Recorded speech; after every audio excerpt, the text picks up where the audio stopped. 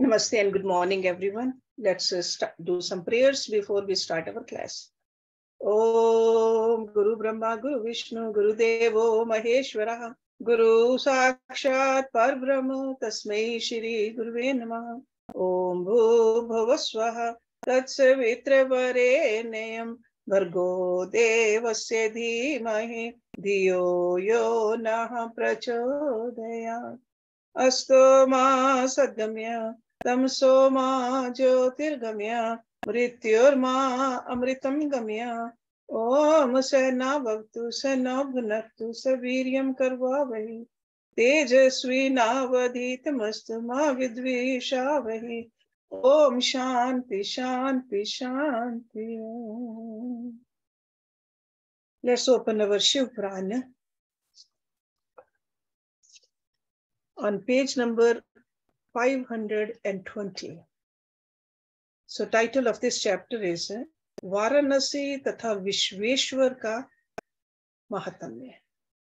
सूत जी कहते हैं, मुनीश्वरों, मैं संक्षेप से ही वाराणसी तथा विश्वेश्वर के परम सुंदर महात्म्य का वर्णन करता हूँ। सुनो। एक समय की बात है कि पार्वती देवी ने लोकहित की कामना से बड़ी प्रसन्नता के साथ भगवान शिव से अविमुक्त क्षेत्र और अविमुक्त लिंग का महात्म्य पूछा। तब परमेश्वर शिव ने कहा, ये वाराणसीपुरी सदा के लिए मेरा गुहतम क्षेत्र है और सभी जीवों की मुक्ति का सर्वथा हेतु है। इस क्षेत्र में सिद्धगण सदा मेरे व्रत का आश्रय ले नाना प्रकार के वेश धारण किए मेरे लोक को पाने की इच्छा रखकर जित आत्मा और जितेंद्रिय हो नित्य महायोग का अभ्यास करते हैं। उस उत्तम महायोग का नाम है पाशुपत योग। उसका श्रुतियों द्वारा प्रतिपादन हुआ है। वह भोग और मोक्ष रूप फल प्रदान करने वाला है। महेश्वरी, वाराणसीपुरी में निवास करना मुझे सदा ही अच्छा लगता है। जिस कारण से मैं सब कुछ छोड़कर काशी में रहता हूँ उसे बताता हूँ, सुनो। जो मेरा भगत तथा मेरे तत्व का ज्ञानी है वे दोनों अवश्य ही मोक्ष के भागी होते हैं। उनके लिए तीर्थ की अपेक्षा नहीं है। विहित और अविहित दोनों प्रकार के कर्म उनके लिए समान हैं। उन्हें जीवन मुक्त ही समझना चाहिए। वे दोनों कहीं भी मरे तुरंत ही मोक्ष प्राप्त कर लेते हैं। ये मैंने निश्चित बात कही है। सर्वोत्तम शक्ति देवी उनमें इस परम उत्तम अविमुक्त तीर्थ में जो विशेष बात है उसे तुम मन लगाकर सुनो। सभी वर्ण और समस्त आश्रमों के लोग, चाहे वे बालक, जवान या बूढ़े कोई भी क्यों ना हो, यदि इस पुरी में मर जाएं तो मुक्त हो ही जाते हैं, इसमें संशय नहीं है। स्त्री अपवित्र हो या पवित्र, कुमारी हो या विवाहिता, विधवा हो या वंध्या, रजस्वला, प्रसूता, संस्कारहीना अथवा जैसी तैसी कैसी ही क्यों ना हो, यदि इस क्षेत्र में मरी हो तो अवश्य मोक्ष की भागनी होती है, इसमें संदेह नहीं है। स्वेदज, अंडज, उद्भिज अथवा जराजुज प्राणी जैसे यहाँ मरने पर मोक्ष पाता है वैसे और कहीं नहीं पाता। देवी, यहाँ मरने वाले के लिए न ज्ञान की अपेक्षा है, न भक्ति की, न कर्म की आवश्यकता है, न दान की, न कभी संस्कृति की अपेक्षा है और न धर्म की ही। यहाँ नाम कीर्तन, पूजन तथा उत्तम जाति की भी अपेक्षा नहीं होती। जो मनुष्य मेरे इस मोक्षदायक क्षेत्र में निवास करता है वे चाहे जैसे मरे उसके लिए मोक्ष की प्राप्ति सुनिश्चित है। प्रिय, मेरा ये दिव्यपुर गुहु से भी गुहतर है। ब्रह्मा आदि देव भी इसके महात्म्य को नहीं जानते। इसलिए ये महान क्षेत्र अविमुक्त नाम से प्रसिद्ध है, क्योंकि नैमिष आदि सभी तीर्थों से ये श्रेष्ठ है।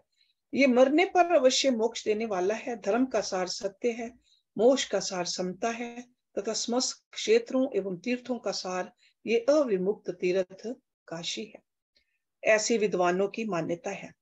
इच्छा अनुसार भोजन, शयन, क्रीड़ा तथा विविध कर्मों का अनुष्ठान करता हुआ भी मनुष्य यदि इस अविमुक्त तीर्थ में प्राणों का परित्याग करता है तो उसे मोक्ष मिल जाता है।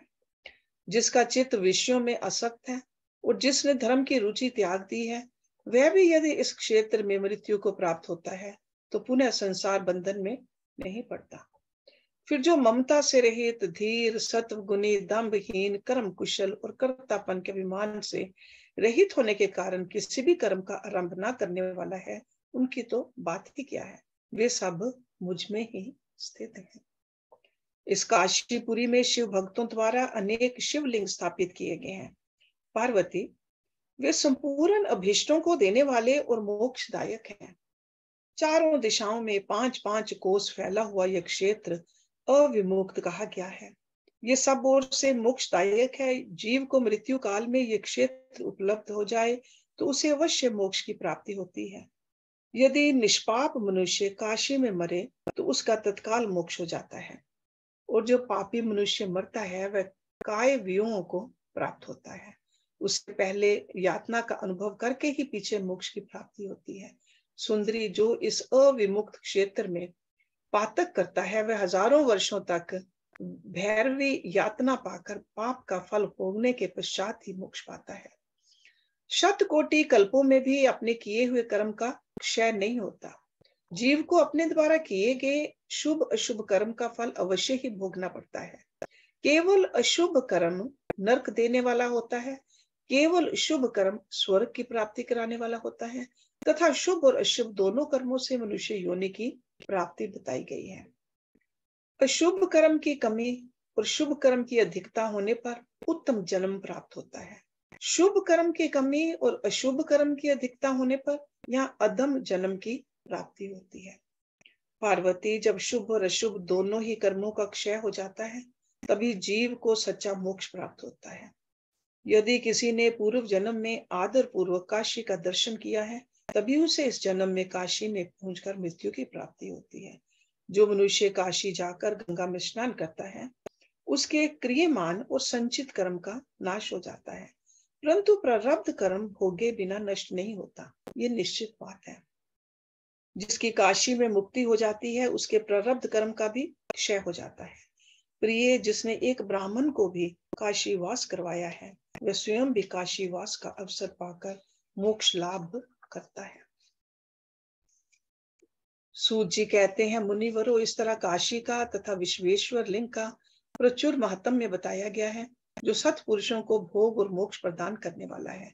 इसके बाद मैं त्र्यंबक नामक ज्योतिर्लिंग का महात्म्य बताऊंगा, जिसे सुनकर मनुष्य क्षण भर में समस्त पापों से मुक्त हो जाता है।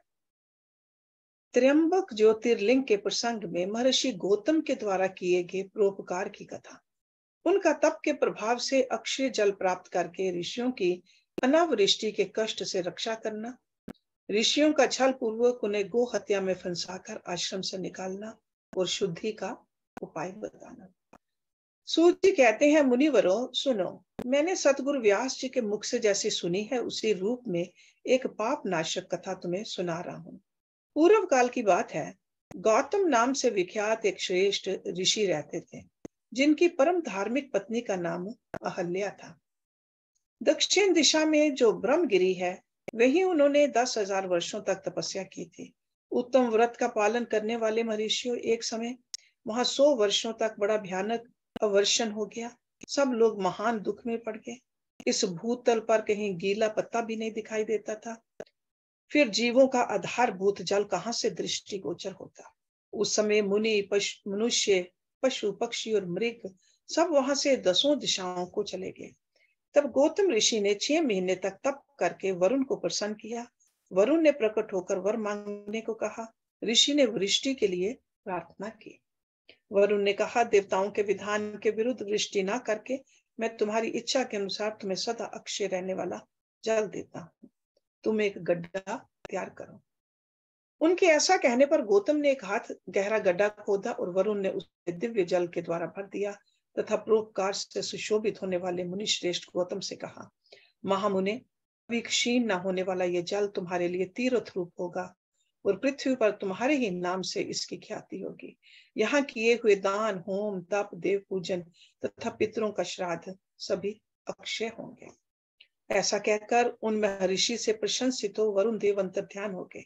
उस जल के द्वारा दूसरों का उपकार करके महर्षि गौतम को भी बड़ा सुख मिला। महात्मा पुरुष का आश्रय मनुष्यों के लिए महत्व की प्राप्ति कराने वाला होता है। महान पुरुष ही महात्मा के उस स्वरूप को देखते और समझते हैं, दूसरे अधम नहीं। मनुष्य जैसे पुरुष का सेवन करता है वैसे ही फल पाता है। महान पुरुष की सेवा से महत्ता मिलती है और क्षुद्र की सेवा से क्षुद्रता। उत्तम पुरुषों का यह स्वभाव ही है कि वे दूसरों के दुख को नहीं सहन कर पाते। अपने को दुख प्राप्त हो जाए इसे भी स्वीकार कर लेते हैं, किंतु दूसरों के दुख का निवारण ही करते हैं। दयालु, अभिमान शून्य, उपकारी और जितेंद्रिय, ये पुण्य के 4 खंबे हैं जिनके आधार पर यह पृथ्वी टिकी हुई है। तदंतर गौतम जी वहां उस परम दुर्लभ जल को पाकर विधि पूर्वक नित्य नैमित्तिक कर्म करने लगे। उन मुनीश्वर ने वहां नित्य होम की सिद्धि के लिए धान, जौ और अनेक प्रकार के निवार बोया दिए। तरह तरह के धान्य, भांति भांति के वृक्ष और अनेक प्रकार के फल फूल वहां लहलहा उठे।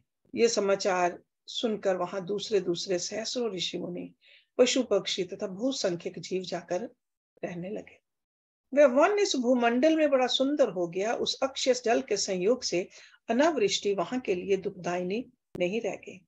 उस वन में अनेक शुभ कर्म परायण ऋषि अपने शिष्य, भार्या और पुत्र आदि के साथ वास करने लगे। उन्होंने काल क्षेप करने के लिए वहां धान बो दिया। गौतम जी के प्रभाव से उस वन में सब और आनंद छा गया। एक बार वहां गौतम के आश्रम में जाकर बसे हुए ब्राह्मणों की स्त्रियां जल के प्रसंग को लेकर अहल्या पर नाराज हो गई। उन्होंने अपने पतियों को उकसाया। उन लोगों ने गौतम का अनिष्ट करने के लिए गणेश जी की आराधना की। भगत पराधीन गणेश जी ने प्रकट होकर वर मांगने के लिए कहा। तब ये बोले, भगवान, यदि आप हमें वर देना चाहते हैं तो ऐसा कोई उपाय कीजिए जिससे समस्त ऋषि डांट फटका कर गौतम को आश्रम से बाहर निकाल दें। गणेश जी ने कहा, ऋषियों, तुम सब लोग सुनो। इस समय तुम उचित कार्य नहीं कर रहे हो। बिना किसी अपराध के उन पर क्रोध करने के कारण तुम्हारी हानि ही होगी। जिन्होंने पहले उपकार किया हो उन्हें यदि दुख दिया जाए तो वह अपने लिए हितकारक नहीं होता। जब उपकारी को दुख दिया जाता है तब उससे इस जगत में अपना ही नाश होता है। ऐसी तपस्या करके उत्तम फल की सिद्धि की जाती है। स्वयं ही शुभ फल का परित्याग करके अहितकारक फल को नहीं ग्रहण किया जाता। ब्रह्मा जी ने जो ये कहा है कि असाधु कभी साधुता को और साधु कभी असाधुता को नहीं ग्रहण करता, ये बात निश्चय ही ठीक जान पड़ती है। पहले उपवास के कारण जब तुम लोगों को दुख भोगना पड़ा था तब महर्षि गौतम ने जल की व्यवस्था करके तुम्हें सुख दिया, परंतु इस समय तुम सब लोगों ने दुख दे रहे हो। संसार में ऐसा कार्य करना कदापि उचित नहीं। इस बात पर तुम सब लोग सर्वथा विचार कर लो। स्त्रियों की शक्ति से मोहित हुए तुम लोग यदि मेरी बात नहीं मानोगे तो तुम्हारा यह बर्ताव गौतम के लिए अत्यंत हितकारक ही होगा, इसमें संशय नहीं है। ये मुनि श्रेष्ठ गौतम तुम्हें पुनः निश्चय ही सुख देंगे, अतः उनके साथ छल करना कदापि उचित नहीं। इसलिए तुम लोग कोई दूसरा वर मांगो। सूत जी कहते हैं, ब्राह्मणों, महात्मा गणेश ने ऋषियों से जो ये बात कही वह यद्यपि उनके लिए हितकर थी तो भी उन्होंने इसे नहीं स्वीकार किया। तब भक्तों के अधीन होने के कारण उन शिव कुमार ने कहा, तुम लोगों ने जिस वस्तु के लिए प्रार्थना की है उसे मैं वश्य करूंगा। पीछे जो होनहार होगी वह होकर ही रहेगी। ऐसा कहकर वे अंतर्ध्यान हो गए। मुनीश्वरों, उसके बाद उन दुष्ट ऋषियों के प्रभाव से तथा उन्हें प्राप्त हुए वर के कारण जो घटना घटित हुई उसे सुना। वहां गौतम के खेत में जो धान और जौ थे उनके पास गणेश जी एक दुर्बल गाय बनकर गए। दिए हुए वर के कारण वह गौ कांपती हुई वहां जाकर धान और जौ चरने लगी। इसी समय देववश गौतम जी वहां आ गए। वे दयालु ठहरे, इसलिए मुट्ठी भर तिनके लेकर उन्हीं से उस गौ को हाँकने लगे। उन तिनकों का स्पर्श होते ही वह गौ पृथ्वी पर गिर पड़ी और ऋषि के देखते देखते उसी क्षण मर गए। वे दूसरे दूसरे द्वेषी ब्राह्मण और उनकी दुष्ट स्त्रियां वहां छिपे हुए सब कुछ देख रहे थे। उस गौ के गिरते ही वे सबके सब बोल उठे, गौतम ने ये क्या कर डाला। गौतम भी आश्चर्यचकित हो अहल्या को बुलाकर व्यथित हृदय से दुख पूर्वक बोले, देवी, ये क्या हुआ, कैसे हुआ। जान पड़ता है परमेश्वर मुझ पर कुपित हो गए हैं, अब क्या करूं, कहां जाऊं, मुझे हत्या लग गई। इसी समय ब्राह्मण और उनकी पत्नियां गौतम को डांटने और दुर्वचनों द्वारा अहल्या को पीड़ित करने लगी। उनके दुर्बुद्धि शिष्य और पुत्र भी गौतम को बारंबार फटकारने और धिक्कारने लगे। ब्राह्मण बोले, अब तुम्हें अपना मुंह नहीं दिखाना चाहिए, यहाँ से जाओ जाओ। गो हत्यारे का मुंह देखने पर तत्काल वस्त्र सहित स्नान करना चाहिए। जब तक तुम आश्रम में रहोगे तब तक अग्निदेव और पितर हमारे दिए हुए किसी भी हवन कव्य को ग्रहण नहीं करेंगे। इसलिए पापी गो हत्यारे, तुम परिवार सहित यहाँ से अन्यत्र चले जाओ, विलंब ना करो। सूची कहते हैं, ऐसा कहकर उन सब ने उन्हें पत्थरों से मारना आरंभ किया। वे गालियां दे देकर गौतम और अहल्या को सताने लगे। उन दुष्टों के मारने और धमकाने पर गौतम बोले, मुनियों, मैं यहाँ से अन्यत्र जाकर रहूंगा। ऐसा कहकर गौतम उस स्थान से तत्काल निकल गए और उन सब की आज्ञा से 1 कोस दूर जाकर उन्होंने अपने लिए आश्रम बनाया। वहां भी जाकर उन ब्राह्मणों ने कहा, जब तक तुम्हारे ऊपर हत्या लगी है तब तक तुम्हें कोई यज्ञ याग आदि कर्म नहीं करना चाहिए। किसी भी वैदिक देव यज्ञ या पितृ यज्ञ के अनुष्ठान का तुम्हें अधिकार नहीं रह गया है। मुनिवर गौतम उनके कथन अनुसार किसी तरह एक पक्ष बिताकर उस दुख से दुखी हो बारंबार उन मुनियों से अपनी शुद्धि के लिए प्रार्थना करने लगे। उनके दीन भाव से प्रार्थना करने पर उन ब्राह्मणों ने कहा, गौतम, तुम अपने पाप को प्रकट करते हुए 3 बार सारी पृथ्वी की परिक्रमा करो, फिर लौटकर यहाँ 1 महीने तक व्रत करो। उसके बाद इस ब्रह्मगिरी की 101 परिक्रमा करने के पश्चात तुम्हारी शुद्धि होगी। अथवा यहाँ गंगा जी को ले आकर उन्हीं के जल से स्नान करो तथा 1 करोड़ पार्थिव लिंग बनाकर महादेव जी की आराधना करो। फिर गंगा में स्नान करके इस पर्वत की 11 बार परिक्रमा करो। तत्पश्चात 100 घड़ों के जल से पार्थिव शिवलिंग को स्नान कराने पर तुम्हारा उद्धार होगा। उन ऋषियों के इस प्रकार कहने पर गौतम ने बहुत अच्छा कहकर उनकी बात मान ली। वे बोले, मुनिवरों, मैं आप श्रीमानों की आज्ञा से यहाँ पार्थिव पूजन तथा ब्रह्मगिरी की परिक्रमा करूंगा। ऐसा कहकर मुनि श्रेष्ठ गौतम ने उस पर्वत की परिक्रमा करने के पश्चात पार्थिव लिंगों का निर्माण करके उनका पूजन किया। साध्वी अहल्या ने भी साथ रहकर वह सब कुछ किया। उस समय शिष्य पर शिष्य उन दोनों की सेवा करते थे। पत्नी सहित गौतम की आराधना से संतुष्ट हो भगवान शिव का उन्हें दर्शन देना, गंगा को वहां स्थापित करके स्वयं भी स्थिर होना, देवताओं का वहां बृहस्पति के सिंह राशि पर आने पर गंगा जी के विशेष महात्म्य को स्वीकार करना, गंगा का गौतमी या गोदावरी नाम से और शिव का त्र्यंबक ज्योतिर्लिंग के नाम से विख्यात होना तथा इन दोनों की महिमा। सूची कहते हैं, पत्नी सहित गौतम ऋषि के इस प्रकार आराधना करने पर संतुष्ट हुए भगवान शिव वहां शिवा और प्रमथ गणों के साथ प्रकट हो गए। तदंतर प्रसन्न हुए कृपा निधान शंकर ने कहा, महामुने, मैं तुम्हारी उत्तम भक्ति से बहुत प्रसन्न हूं, तुम कोई वर मांगो। उस समय महात्मा शंभु के सुंदर रूप को देखकर आनंदित हुए गौतम ने भक्ति भाव से शंकर को प्रणाम करके उनकी स्तुति की। लंबी स्तुति और प्रणाम करके दोनों हाथ जोड़कर वे उनके सामने खड़े हो गए और बोले, देव, मुझे निष्पाप कर दीजिए।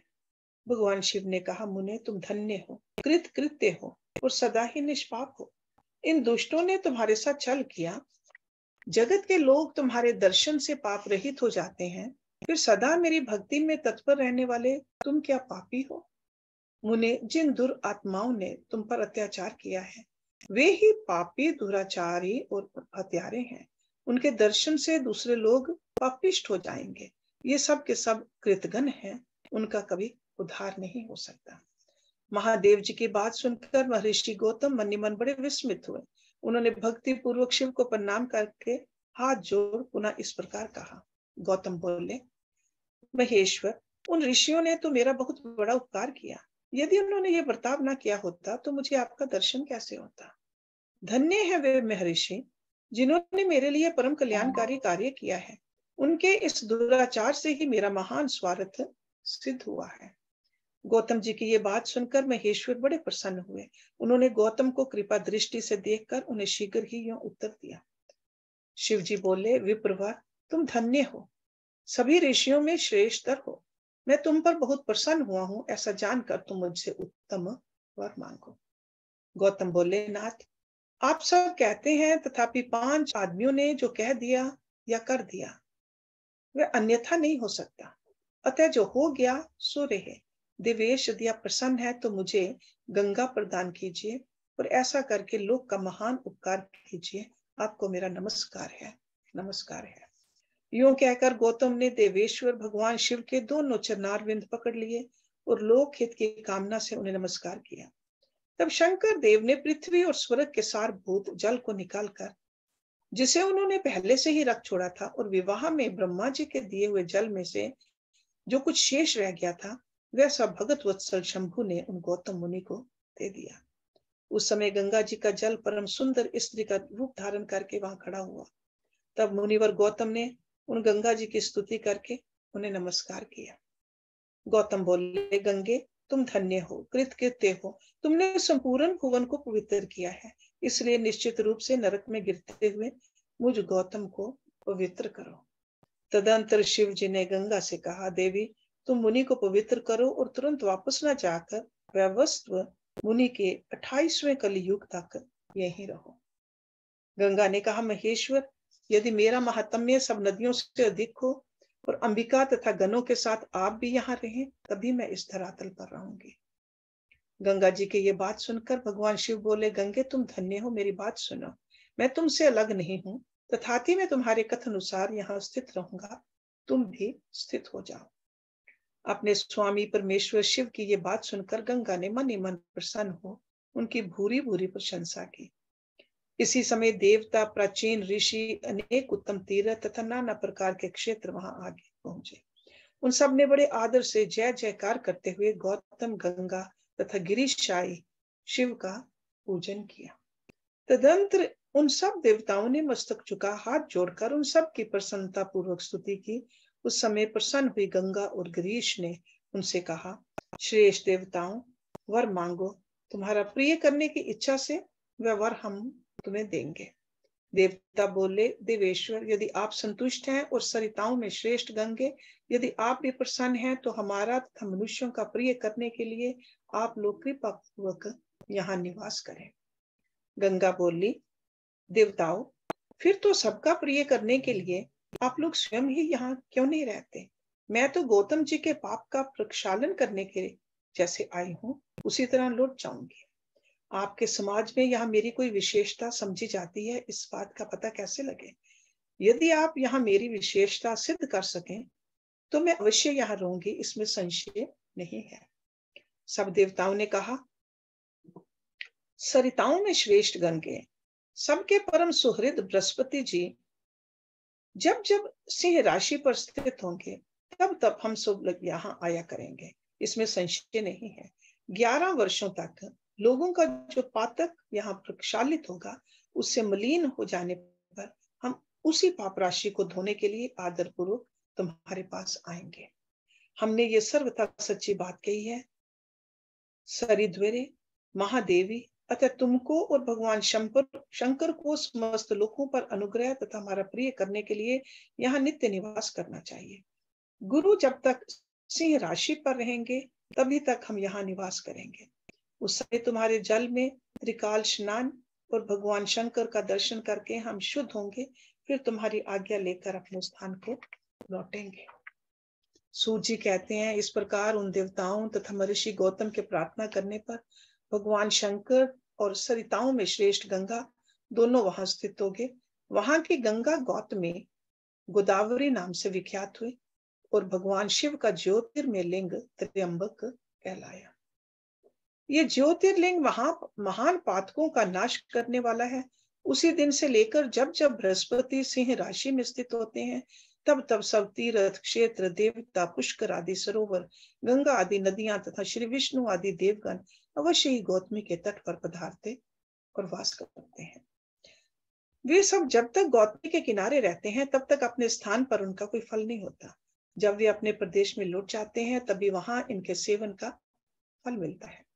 ये त्र्यंबक नाम से प्रसिद्ध ज्योतिर्लिंग गौतमी के तट पर स्थित है और बड़े बड़े पातकों का नाश करने वाला है। जो भक्ति भाव से इस त्र्यंबक लिंग का दर्शन, पूजन, स्तवन एवं वंदन करता है, वह समस्त पापों से मुक्त हो जाता है। गौतम के द्वारा पूजित त्र्यंबक नामक ज्योतिर्लिंग इस लोक में समस्त अभीष्टों को देने वाला तथा परलोक में उत्तम मोक्ष प्रदान करने वाला है। मुनीश्वरों, इस प्रकार तुमने जो कुछ पूछा था, वह सब मैंने कह सुनाया। अब और क्या सुनना चाहते हो कहो, मैं उसे भी तुम्हें बताऊंगा, इसमें संशय नहीं है। वैद्यनाथेश्वर ज्योतिर्लिंग के प्रगटे की कथा तथा महिमा। सूत जी कहते हैं, अब मैं वैद्यनाथेश्वर ज्योतिर्लिंग का पापहारी महात्म्य बताऊंगा। सुनो। राक्षस राज रावण, जो बड़ा अभिमानी और अपने अहंकार को प्रकट करने वाला था, उत्तम पर्वत कैलाश पर भक्ति भाव से भगवान शिव की आराधना कर रहा था। कुछ काल तक आराधना करने पर जब महादेव जी प्रसन्न हुए, तब वह शिव की प्रसन्नता के लिए दूसरा तप करने लगा। पुलस्त्य कुल नंदन श्रीमान रावण ने सिद्धि के स्थानभूत हिमालय पर्वत से दक्षिण वृक्षों से भरे हुए वन में पृथ्वी का एक बहुत बड़ा गड्ढा खोदकर उसमें अग्नि की स्थापना की और उसके पास से भगवान शिव को स्थापित करके हवन आरंभ किया। ग्रीष्म ऋतु में वह 5 अग्नियों के बीच में बैठता, वर्षा ऋतु में खुले मैदान में चबूतरे पर सोता और शीतकाल में जल के भीतर खड़ा रहता। इस तरह 3 प्रकार से उसकी तपस्या चलती थी। इस रीति से रावण ने बहुत तप किया, तो भी दुरात्माओं के लिए, जिनको रिझाना कठिन है, वे परमात्मा महेश्वर उस पर प्रसन्न नहीं हुए। तब महामनस्वी दैत्य राज रावण ने अपना मस्तक काट कर शंकर जी का पूजन आरंभ किया। विधि पूर्वक शिव की पूजा करके वह अपना एक एक सिर काटता और भगवान को समर्पित कर देता था। इस तरह उसने क्रमशः अपने 9 सिर काट डाले। जब एक ही सिर बाकी रह गया, तब भगत वत्सल भगवान शंकर संतुष्ट एवं प्रसन्न हो वही उसके सामने प्रकट हो गए। भगवान शिव ने उसके सभी मस्तकों को पूर्ववत निरोध करके उसे उसकी इच्छा के अनुसार अनुपम उत्तम बल प्रदान किया। भगवान शिव का कृपा प्रसाद पाकर राक्षस रावण ने नतमस्तक हो हाथ जोड़कर उनसे कहा, देवेश्वर प्रसन्न होइए, मैं आपको लंका में ले चलता हूँ। आप मेरे इस मनोरथ को सफल कीजिए, मैं आपकी शरण में आया हूँ। रावण के ऐसा कहने पर भगवान शंकर बड़े संकट में पड़ गए और अनमने होकर बोले, राक्षस राज, मेरी इस सार गर्भित बात सुनो। तुम मेरे इस उत्तम लिंग को भक्ति भाव से अपने घर को ले जाओ, परंतु जब तुम इसे कहीं भूमि पर रख दोगे, तब ये वहीं सुस्थिर हो जाएगा, इसमें संदेह नहीं है। अब तुम्हारी जैसी इच्छा हो वैसा करो। सूत जी कहते हैं, ब्राह्मणों, भगवान शंकर के ऐसा कहने पर राक्षस राज रावण बहुत अच्छा कहकर शिवलिंग साथ लेकर अपने घर की ओर चला, परंतु मार्ग में भगवान शिव की माया से उसे मूत्र उत्सर्ग की इच्छा हुई। पुलस्त्य नंदन रावण समर्थशाली होने पर भी मूत्र के वेग को रोक न सका। इसी समय वहां आसपास एक ग्वाले को देखकर उसने प्रार्थना पूर्वक शिवलिंग उसके हाथ में थमा दिया और स्वयं मूत्र त्याग के लिए बैठ गया। एक मुहूर्त बीतते बीतते वह ग्वाला उस शिवलिंग के भार से अत्यंत पीड़ित हो व्याकुल हो गया। तब उसने उसे पृथ्वी पर रख दिया। फिर तो वह हिरक में शिवलिंग वहीं स्थित हो गया। वह दर्शन करने मात्र से संपूर्ण अभीष्टों को देने वाला और पाप राशि को हर लेने वाला है। मुने वही शिवलिंग तीनों लोकों में वैद्यनाथेश्वर के नाम से प्रसिद्ध हुआ, जो सत्पुरुषों को भोग और मोक्ष देने वाला है। ये दिव्य उत्तम एवं श्रेष्ठ ज्योतिर्लिंग दर्शन और पूजन से भी समस्त पापों को हर लेता है और मोक्ष की प्राप्ति कराता है। वह शिवलिंग जब संपूर्ण लोकों के हित के लिए वहीं स्थित हो गया, तब रावण भगवान शिव का परम उत्तम वर पाकर अपने घर को चला गया। वहां जाकर उस महान असुर ने बड़े हर्ष के साथ अपनी प्रिया मंदोदरी को सारी बातें कह सुनाई। इंद्र आदि संपूर्ण देवताओं और निर्मल मुनियों ने जब यह समाचार सुना, तब वे परस्पर सलाह करके वहां आए। उन सब का मन भगवान शिव में लगा हुआ था। उन सब देवताओं ने उस समय वहां बड़ी प्रसन्नता के साथ शिव का विशेष पूजन किया। वहां भगवान शंकर का प्रत्यक्ष दर्शन करके देवताओं ने उस शिवलिंग की विधिवत स्थापना की और उसका वैद्यनाथ नाम रखकर उसकी वंदना और स्तवन करके वे स्वर्ग लोक को चले गए। ऋषियों ने पूछा, सूत जी, जब वह शिवलिंग वहीं स्थित हो गया तथा रावण अपने घर को चला गया, तब वहां कौन सी घटना घटित हुई, ये आप बताइए। सूत जी ने कहा, ब्राह्मणों, भगवान शिव का परम उत्तम वर पाकर महान असुर रावण अपने घर को चला गया। वहां उसने अपनी प्रिया से सब बातें कही और वह अत्यंत आनंद का अनुभव करने लगा। इधर इस समाचार को सुनकर देवता घबरा गए कि पता नहीं ये देवद्रोही महादुष्ट रावण भगवान शिव के वरदान से बल पाकर क्या करेगा। उन्होंने नारद जी को भेजा। नारद जी ने जाकर रावण से कहा, तुम कैलाश पर्वत को उठाओ, तब पता लगेगा कि शिव जी का दिया हुआ वरदान कहाँ तक सफल हुआ। रावण को ये बात जंच गई। उसने जाकर कैलाश को उखाड़ दिया। इससे सारा कैलाश हिल उठा। तब गिरजा के कहने से महादेव जी ने रावण को घमंडी समझकर इस प्रकार शाप दिया। महादेव जी बोले, रे रे दुष्ट भगत, दुर्बुद्धि रावण, तू अपने बल पर इतना घमंड न कर। तेरी इन भुजाओं का घमंड चूर करने वाला वीर पुरुष शीघ्र ही इस जगत में अवतीर्ण होगा। सूत जी कहते हैं, इस प्रकार वहां जो घटना हुई उसे नारद जी ने सुना। रावण भी प्रसन्न चित्त हो जैसे आया था उसी तरह अपने घर को लौट गया। इस प्रकार मैंने वैद्यनाथेश्वर का महात्म्य बताया है। इसे सुनने वाले मनुष्यों का पाप भस्म हो जाता है। नागेश्वर नामक ज्योतिर्लिंग का प्रादुर्भाव और उसकी महिमा। सूत जी कहते हैं, ब्राह्मणों, अब मैं परमात्मा शिव के नागेश नामक परम उत्तम ज्योतिर्लिंग के आविर्भाव का प्रसंग सुनाऊंगा। दारुका नाम से प्रसिद्ध कोई राक्षसी थी जो पार्वती के वरदान से सदा घमंड में भरी रहती थी। अत्यंत बलवान राक्षस दारुक उसका पति था। उसने बहुत से राक्षसों को साथ लेकर वहां सत्पुरुषों का संहार मचा रखा था। वह लोगों के यज्ञ और धर्म का नाश करता फिरता था। पश्चिम समुद्र के तट पर उसका एक वन था जो संपूर्ण समृद्धियों से भरा रहता था। उस वन का विस्तार सब ओर से 16 योजन था। दारुक का अपने विलास के लिए वहां जाती थी। वही भूमि, वृक्ष तथा अन्य सब उपकरणों से युक्त वह वन भी चला जाता था। देवी पार्वती ने उस वन की देख रेख का भार दारुका को सौंप दिया था। दारुका अपने पति के साथ इच्छा अनुसार उसमें विचरण करती थी। राक्षस दारुक अपनी पत्नी दारुका के साथ वहां रहकर सबको भय देता था। उससे पीड़ित हुई प्रजा ने महर्षि औरव की शरण में जाकर उनको अपना दुख सुनाया और वरुण ने शरणागतों की रक्षा के लिए राक्षसों को ये शाप दे दिया कि ये राक्षस यदि पृथ्वी पर प्राणियों की हिंसा या यज्ञों का विध्वंस करेंगे तो उसी समय अपने प्राणों से हाथ धो बैठेंगे। देवताओं ने जब ये बात सुनी तब उन्होंने दुराचारी राक्षसों पर चढ़ाई कर दी। राक्षस घबराए।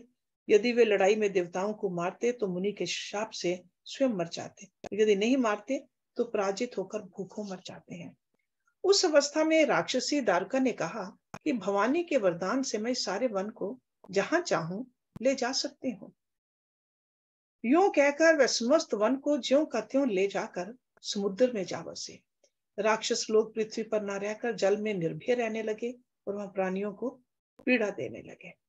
एक बार बहुत सी नावें उधर आ निकली जो मनुष्यों से भरी थी। राक्षसों ने उनमें बैठे हुए सब लोगों को पकड़ लिया और बेड़ियों से बांधकर कारागार में डाल दिया। वे उन्हें बारंबार धमकियां देने लगे। उनमें सुप्रिय नाम से प्रसिद्ध एक वैश्य था जो उस दल का सरदार था। वह बड़ा सदाचारी, भस्म रुद्राक्षधारी तथा भगवान शिव का परम भगत था। सुप्रिय शिव की पूजा किए बिना भोजन नहीं करता था। वह स्वयं तो शंकर का पूजन करता ही था, बहुत से अपने साथियों को भी उसने शिव की पूजा सिखा दी थी। फिर सब लोग नमः शिवाय मंत्र का जप और शंकर जी का ध्यान करने लगे। सुप्रिय को भगवान शिव का दर्शन भी होता था। दारुक राक्षस को जब इस बात का पता लगा तब उसने आकर सुप्रिय को धमकाया। उसके साथ ही राक्षस सुप्रिय को मारने दौड़े। उन राक्षसों को आया देख सुप्रिय के नेत्र भय से कातर हो गए। वह बड़े प्रेम से शिव का चिंतन और उनके नामों का जप करने लगा। वैश्यपति ने कहा, देवेश्वर शंकर, मेरी रक्षा कीजिए। कल्याणकारी त्रिलोकीनाथ, दुष्ट हंता, भक्त वत्सल शिव, हमें इस दुष्ट से बचाइए। देव, अब आप ही मेरे सर्वस्व हैं। प्रभु, मैं आपका हूँ, आपके अधीन हूँ और आप ही सदा मेरे जीवन एवं प्राण है। सूत जी कहते हैं, सुप्रिय के इस प्रकार प्रार्थना करने पर भगवान शंकर एक विवर से निकल पड़े। उनके साथ ही 4 दरवाजों का एक उत्तम मंदिर भी प्रकट हो गया। उसके मध्य भाग में अद्भुत ज्योतिर्मय शिवलिंग प्रकाशित हो रहा था। उसके साथ शिव परिवार के सब लोग विद्यमान थे। सुप्रिय ने उनका दर्शन करके पूजन किया। पूजित होने पर भगवान शंभु ने प्रसन्न हो स्वयं पाशुपात अस्त्र लेकर प्रधान राक्षसों, उनके सारे उपकरणों तथा सेवकों को भी तत्काल ही नष्ट कर दिया और उन दुष्ट हंता शंकर ने अपने भगत सुप्रिय की रक्षा की। तत्पश्चात अद्भुत लीला करने वाले और लीला से ही शरीर धारण करने वाले शंभु ने उस वन को ये वर दिया कि आज से इस वन में सदा ब्राह्मण, क्षत्रिय, वैश्य और शूद्र, इन चारों वर्णों के धर्मों का पालन हो। यहाँ श्रेष्ठ मुनि निवास करें और तमोगुनी राक्षस इसमें कभी ना रहे। शिव धर्म के उपदेशक, प्रचारक और प्रवर्तक लोग इसमें निवास करें। सूत जी कहते हैं, इसी समय राक्षसी दारुका ने दीन चित से देवी पार्वती की स्तुति की। देवी पार्वती प्रसन्न हो गई और बोली, बताओ तेरा क्या कार्य करूं। उसने कहा, मेरे वंश की रक्षा कीजिए। देवी बोली, मैं सच कहती हूँ, तेरे कुल की रक्षा करूंगी। ऐसा कहकर देवी भगवान शिव से बोली, नाथ, आपकी ये बात युग के अंत में सच्ची होगी, तब तक तामसी सृष्टि भी रहे, ऐसा मेरा विचार है। मैं भी आपकी ही हूँ और आपके ही आश्रम में रहती हूँ, अतः मेरी बात को भी प्रमाणित सत्य कीजिए। ये राक्षसी दारुका देवी है, मेरी ही शक्ति है और राक्षसियों में बलिष्ठ है, अतः यही राक्षसों के राज्य का शासन करे। ये राक्षस पत्नियां जिन पुत्रों को पैदा करेंगी, वे सब मिलकर इस वन में निवास करें, ऐसी मेरी इच्छा है। शिव बोले, प्रिय, यदि तुम ऐसी बात कहती हो तो मेरा ये वचन सुनो। मैं भक्तों का पालन करने के लिए प्रसन्नता पूर्वक इस वन में रहूंगा। जो पुरुष यहाँ वन धर्म के पालन में तत्पर हो, प्रेम पूर्वक मेरा दर्शन करेगा, वह चक्रवर्ती राजा होगा। कलयुग के अंत और सतयुग के आरंभ में महासेन का पुत्र वीरसेन राजाओं का भी राजा होगा। वह मेरा भगत और अत्यंत पराक्रमी होगा और यहाँ आकर मेरा दर्शन करेगा। दर्शन करते ही वह चक्रवर्ती सम्राट हो जाएगा।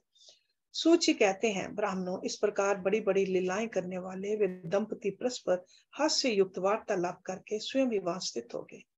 ज्योतिर्लिंग स्वरूप महादेव जी वहां नागेश्वर कहलाए और शिवा देवी नागेश्वरी के नाम से विख्यात हुए। वे दोनों ही सत्पुरुषों को प्रिय हैं। इस प्रकार ज्योतियों के स्वामी नागेश्वर नामक महादेव जी ज्योतिर्लिंग के रूप में प्रकट हुए। वे तीनों लोगों की संपूर्ण कामनाओं को सदा पूर्ण करने वाले हैं। जो प्रतिदिन आदर पूर्वक नागेश्वर के प्रादुर्भाव का यह प्रसंग सुनता है, वह बुद्धिमान मानव महापातकों का नाश करने वाले संपूर्ण मनोरथों को प्राप्त कर लेता है। So next week we will learn about Rameshwar, and I'm sure most of you are familiar with it. Just only 2 more chapters left in this section. So, but let's stop it here. Om Purnamada Purnamidam Purnat Purnamudachyate Purnasya Purnamadaya Purnam Eva Visheshyate. Om Shanti Shanti Shanti. Thank you very much.